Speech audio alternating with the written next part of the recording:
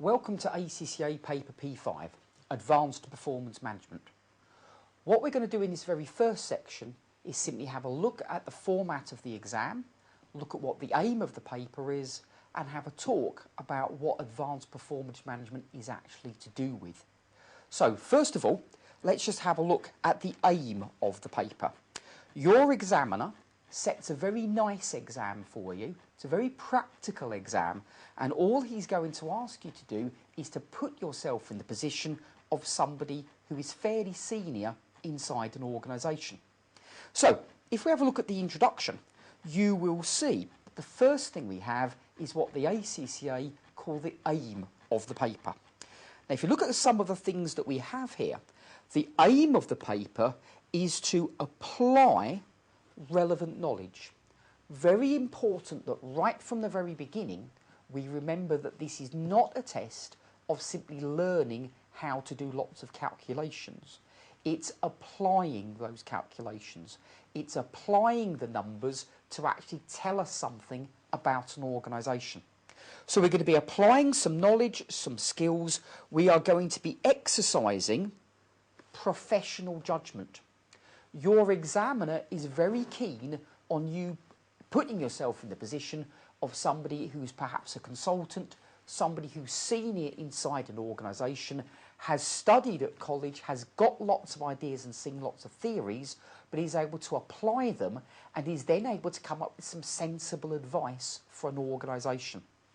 It then talks about the fact that we will talk about applying strategic management accounting, and we'll talk more about what strategic management accounting is a little bit later on.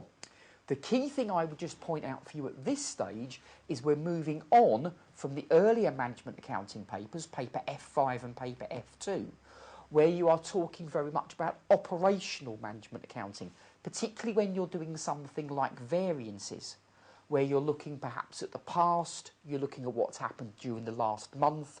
Strategic management accounting is very much going to be focused at what comes next. What should we do in the future?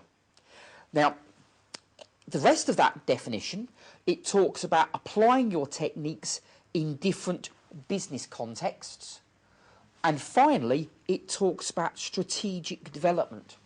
Now, any of you that have done paper P3, the business analysis paper, should recognise that there is quite a lot of similar elements in the aim of the paper P3 syllabus.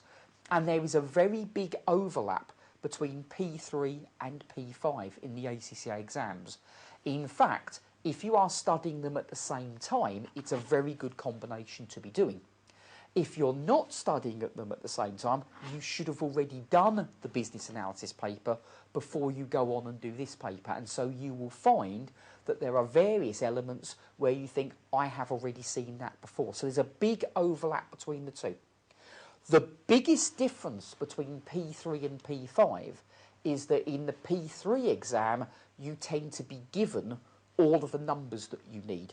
You'll be given an income statement. You'll be given part of a balance sheet.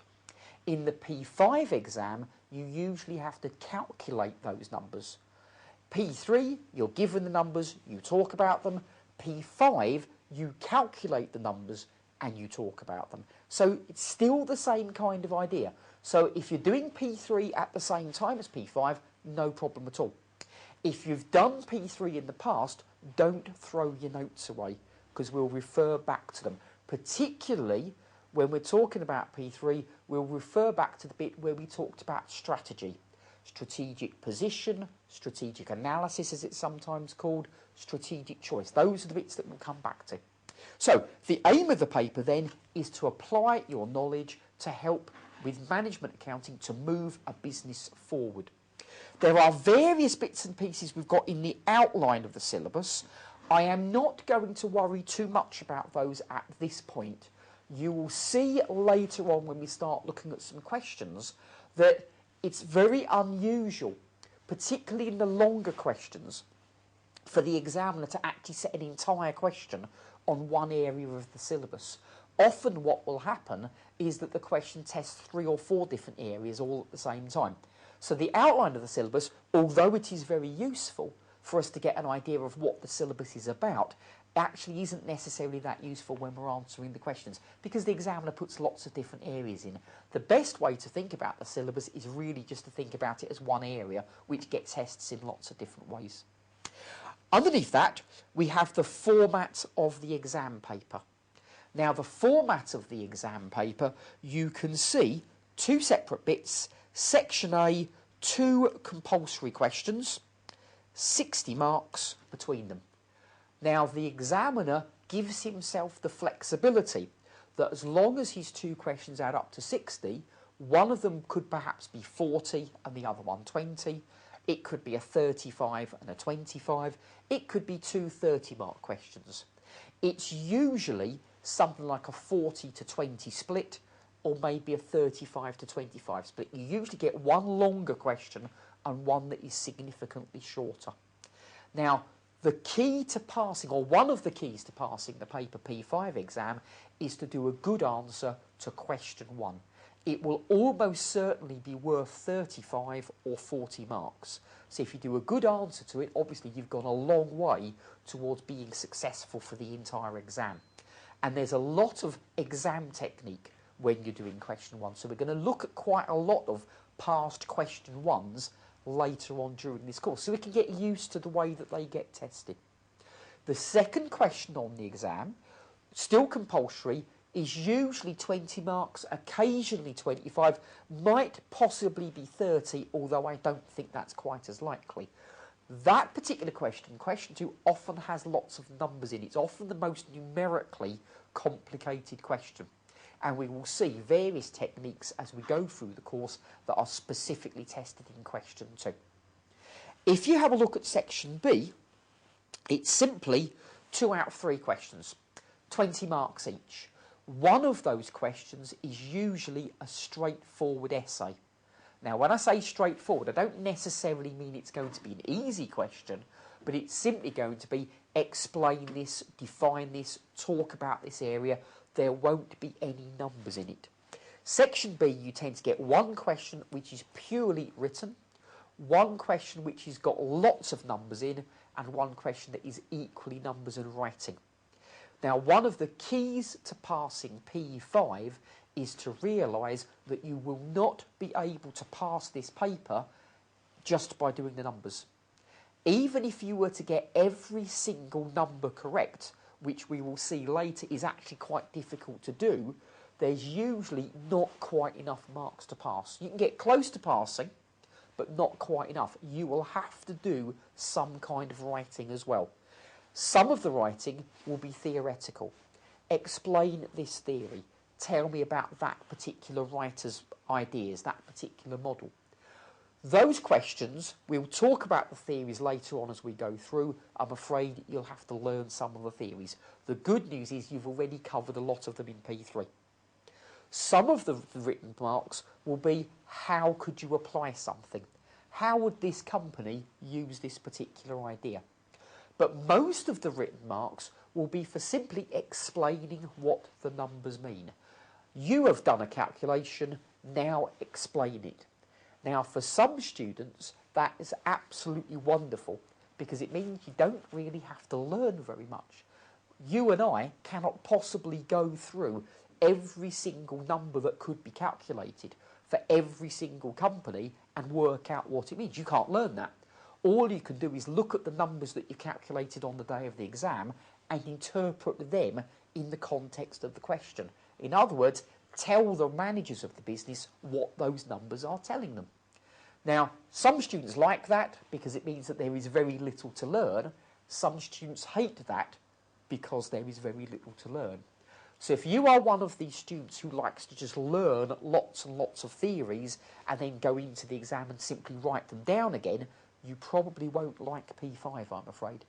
On the other hand, if you go into the exam thinking, I will just look at whatever the examiner tells me and I will be able to do some calculations and I'll be able to talk about what they might mean, then you'll find the P5 exam is a relatively straightforward one. P5 is a difficult exam to do brilliantly well on. So I'm not expecting most students to be able to get 80, 90%. On the other hand, I would suspect most of you are not worried about getting 80 or 90%. So it's a difficult exam to do really, really well on. On the other hand, because there is so much application, tell me what this number means, tell me what that number might indicate. Because there is so much practical stuff, it's not a bad exam to get 50% on, between 50 and 60. In other words, it's not a bad exam to pass, it's a difficult exam to do really well on. So if you are one of these students who basically wants to just pass the exam, then P5 is a good one for you to be doing. But it is very, very practical. The only way to get better at P5 is to practice lots and lots of questions, which is what we will do together throughout this course. So, P5 then is all to do with practical applications for what a business might have to do to be organised and to run successfully. So, let's have a bit of a think about what P5 is to do with and why the ACCA feels that it's necessary for you to actually study it. So, we're going to forget about the notes just for a few minutes. We're just going to talk in general about what performance management is all to do with. So, let me ask you a question first of all that has got absolutely nothing to do with ACCA-P5. What is your favourite movie? Or, another question, what is the best movie ever made? Have a think about what your answer would be.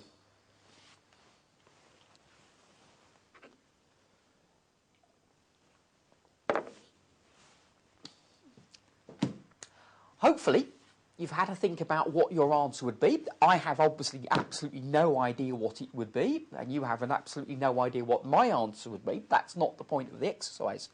Whatever movie you have decided on, why did you choose that one? Was it perhaps because it had a good story? Was it perhaps because there was good acting? You might perhaps look at the special effects.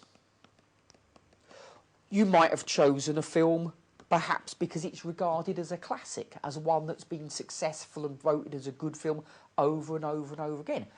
The key thing with this question is, I don't know what criteria you chose to make your decision. You might have used a completely different reason to the ones that I've got written down there. I have done this with groups in class, and people have said it was because I enjoyed it because I remember what I was doing when I saw it. Perhaps somebody saw it as part of a celebration of some kind for a birthday. Perhaps it was because of who they saw it with. I had one person who said it was the first time that I actually went out with my husband. So the idea is there may be lots of different reasons why you have said a film is the best.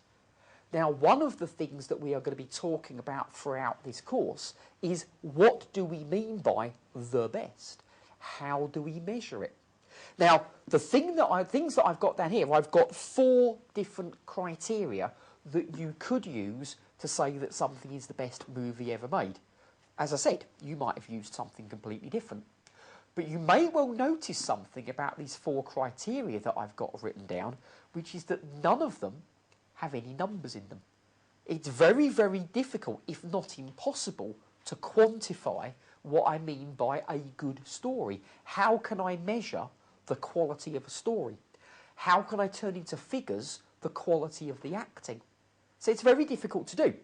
So perhaps a better way of saying what the best movie would be to have something which is numerical. Now remember, obviously, we're training to be accountants, so it's not an unreasonable question to say, could we have something numerical that we could use to say what's the best? So, again, think about what criteria, what numerical criteria you might use to work out what you mean by what is the best movie. Think about what kinds of things you might have come up with. For example, you might have said, what movie has been seen by the most people? That's a number. It may be a number that we have to make an estimate of, but it is a number. We could then put various films in order, and whichever one comes at the top, we could actually prove that is the best one because we can measure it against all the others. You might perhaps have put what's been seen by the most people in a cinema. Also, not an unreasonable question because we are talking about movies. Now, hopefully you have noticed already that those two are not the same thing. Lots of people see movies that aren't actually being seen in the cinema, so they will see them on DVD. They will see them when they're on the television. Now, if you look at films that are seen by the most people in cinemas and films that are seen by the most people overall, they may not be the same numbers. You might get a different order. You might also look, for example, at films that have made the most revenue.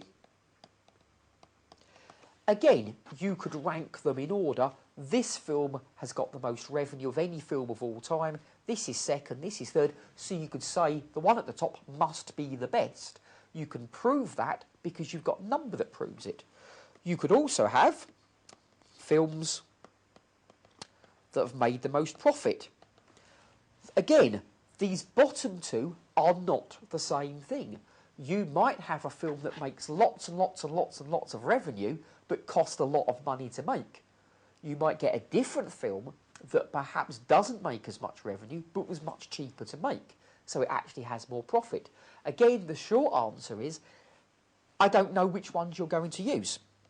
So the big problem that we have, if we are going to say what is the best movie ever made, is the four criteria that I've got at the top are actually what you and I would probably use if we were talking to our friends, but we can't prove any of it because it's all down to what we feel. What do we mean by good script? What do we mean by good acting? The second group of four is probably what a film studio would use, or a professional who looks at films for a living would probably use, because you can quantify them, you can turn them into figures. The big problem there is even then we've got four different ways that we could measure what is the best, and we could well have four different answers depending on which of these four criteria we decide to use. So paper P5 is all about thinking, what are you going to use to measure the success of something? It sounds easy to do. Most students would say, if you've got a company, the most successful one is the one that makes the most profit. But that's not necessarily going to be the best company. It might be a company that makes lots of money, but customers don't really like it. Perhaps they have no choice. It might be a company that has made lots of money in the past, isn't necessarily going to make any in the future. So it's very, very important that we think about what are we going to use to decide what is the best. So to start off with then, we've just got an example of films. You could use anything you like. You could talk about what's the best book ever published. You could talk about who's the best sports person that's ever lived. You get exactly the same problem. What are you going to use to make your decision?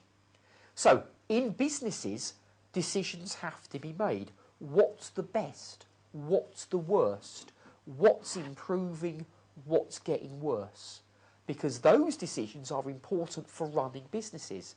And the issue that P5 is trying to address is, what exactly do we measure? Okay, it's all very interesting talking about movies and talking about books and talking about sports stars, but of course, doing an accountancy qualification, we have got to start talking about businesses. Now again, I think it's important that we spend a little bit of time thinking about what the P5 syllabus is trying to achieve before we start looking at anything in any great detail. So, imagine that you have got a company. Let's call it A PLC. Now, A PLC is a large company that operates in the UK. Doesn't matter what it does, all we're doing for the purposes of this explanation is to simply say it is a large company. Large companies tend to be made up of lots of different divisions. So let's have the X division, the Y division, and the Z division. Again, it doesn't matter what each of these divisions does. Now, the people who are at the top of AEPLC, the board of directors, the chief executive officer, whoever are the people right at the very top, have got to make some strategic decisions. The kind of strategic decisions they will be looking at are which divisions should they expand? How do you decide which divisions to expand? Presumably the ones that are doing the best. You might have to look at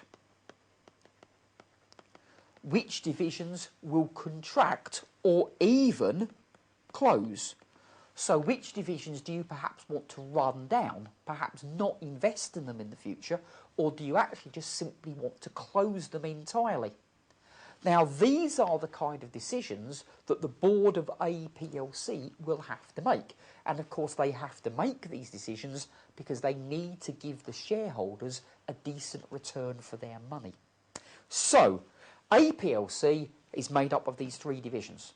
Now, obviously, what ought to happen is the board of directors of AEPLC should go and spend some time in the X division.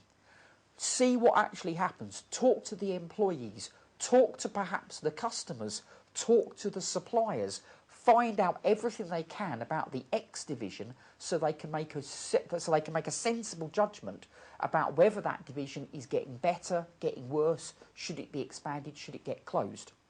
Once they've done that, they should then go and spend some time in the Y division and do exactly the same. Once they have done that, they should then go and spend some time in the Z division and do exactly the same thing. And of course, that's not going to happen. Why isn't it going to happen? Because it's going to take too long. So what will actually happen is, on a regular basis, probably every month, the managers of each division will prepare some numbers. They will measure something. So each month, the manager of Division X, the manager of Division Y, the manager of Division Z will have to prepare some numbers to go off to the board of directors.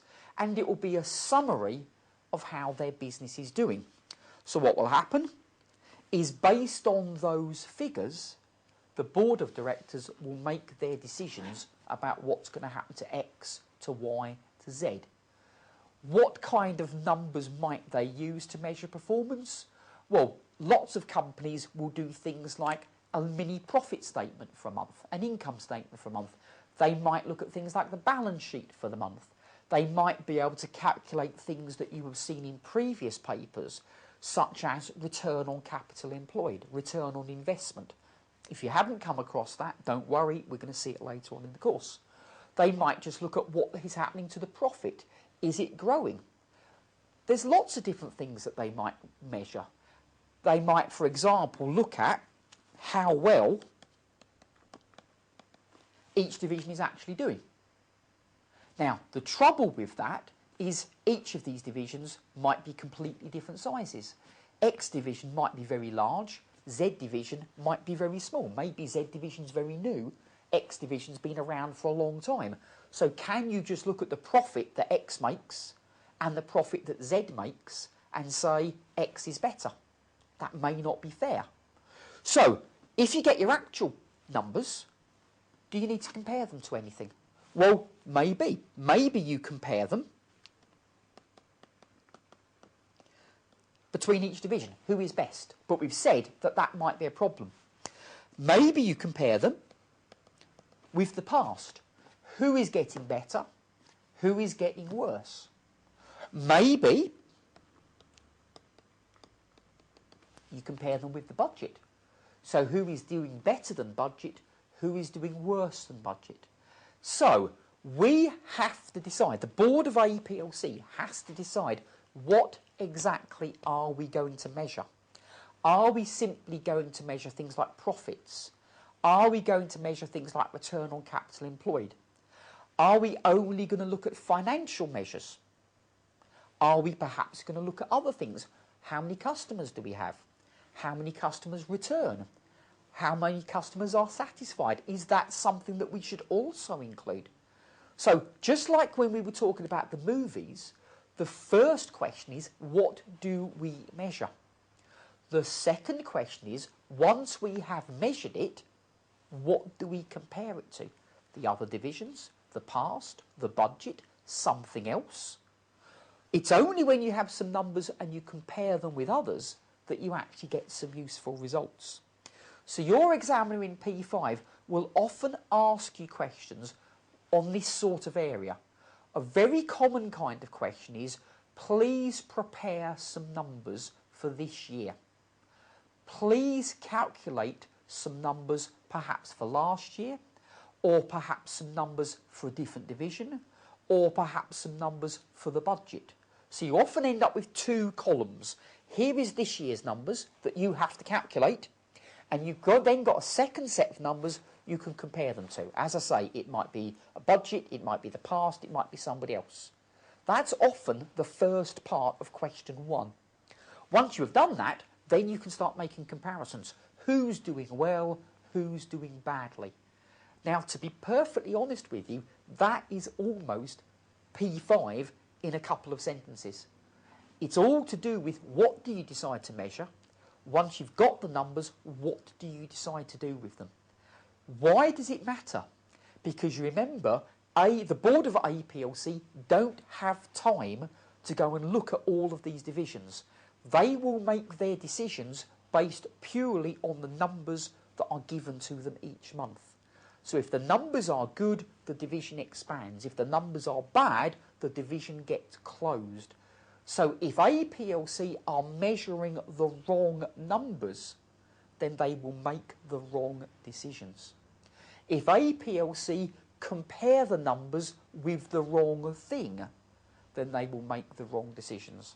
And again, that will be bad for the shareholders. So you've got to make the right decisions by measuring the right numbers and comparing them with something that's sensible.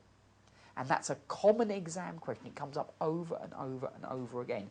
The examiner will actually give you some numbers to compare and will ask you, is it sensible to actually compare these two things? So, you can see from the board of directors' point of view, this is all they have to measure the business, to work out who's doing well and who's doing badly. So that's going to be a big part of the course. And later on during the course, we'll look at what kind of things they can actually measure. The second thing that is very important, just from this very straightforward example, is the managers of X, Y and Z. Why do they matter? Because they know what they are going to be judged on.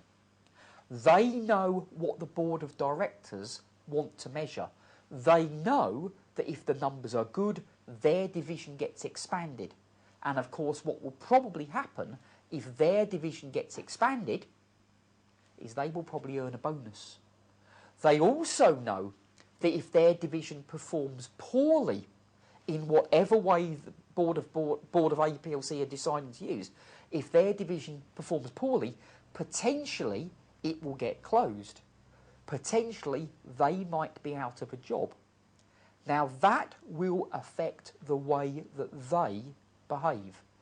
That will affect the decisions that they make. In P5, if I know that you are going to judge the performance of my division using return on capital employed, I will do everything I can to improve the return on capital employed. If I know that you are going to judge my division based on customer satisfaction, I am going to do everything I can to improve customer satisfaction. Whatever you decide to measure, that's what I will put top. Whenever I'm making a decision, that's what I will use to make my decision. So it's incredibly important that APLC measure the right things. As we've already said, if they measure the wrong things, the board of directors might make the wrong decisions. But just as important, if they measure the wrong things, then the manager of each division will also make the wrong decisions. They will make decisions that improve those numbers. They don't necessarily make decisions that would be good for the company or good for the shareholders. So performance management is an incredibly important part of any organisation. If you don't measure the correct things, your managers make the wrong decisions, your board of directors makes the wrong decisions, you will go out of business. Even if you don't, you will not be as successful for your shareholders as you should be. So very, very important, and this is why the ACCA have had this kind of paper at the final stage of the exams for a long time. So it's incredibly important. It's moving away from paper F5, where you simply look at things like variances. Let's look at what happened last month. This is much more fundamental to a business. We need to make sure we measure the correct things. So, as we go through the paper P5 syllabus, we will talk about what companies can use to measure their performance, how it affects the people who are being measured, the decisions that are made by managers. Should we limit ourselves to simply financial measures, or should we also include non-financial measures? And also we will talk about the kind of measures that you can actually use and do some calculations on them. So the big thing to remember for P5 is it links in with P3. We're talking about strategic issues. How is somebody doing, so we can decide what we should do with them next.